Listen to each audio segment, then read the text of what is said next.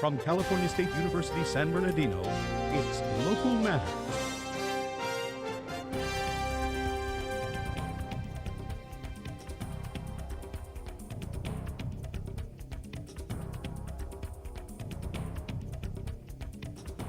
For this show, we have two stories featuring reporter Catherine Hall about earthquake safety and the culture of thrifting. Hello, I'm Talia Munoz, and welcome to Local Matters, featuring stories from across the Inland Empire. And I'm Kirsty Tesser.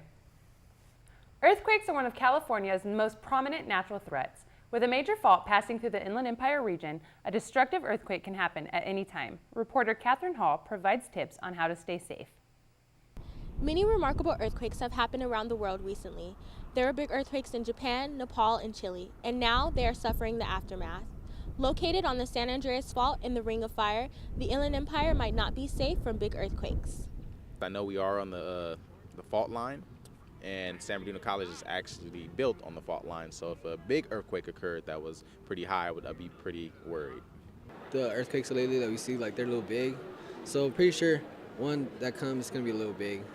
In daily life, earthquakes may occur without any warning. Gut reaction is to run outside. Do not do that because the perimeter of the building is where things are going to be falling off. And that's often where the fatalities are. Building codes in California are quite good, but they are intended to prevent building collapse. So you're safer inside than trying to run outside. Food, water, first aid, and practical materials are really the main categories. Aside from that, it's fun and games to, how entertaining can that period of time be while you're hanging out?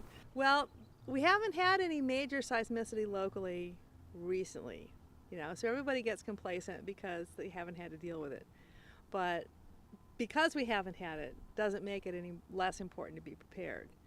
Although living on a major fault presents many dangers, there are ways to prepare yourself in case of a major earthquake. For Local Matters, I'm Catherine Hall.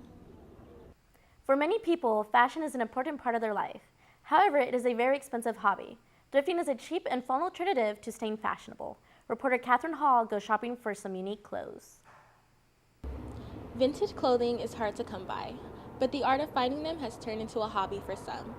From blogs to online stores to websites devoted to dedicated thrifters, some young people have turned thrifting into a business. Started going there more so to find unique pieces. I was like, I don't want to go to the mall because everybody goes to the mall. And then eventually it became an economical reason for myself as well. And then it kind of just grew into like an obsession. Thrift store items are 80% less in cost, but the same in quality as major retail stores. I would definitely encourage people to thrift because, for one thing, it's actually keeping clothes out of the landfill, so you actually get to kind of reuse and repurpose.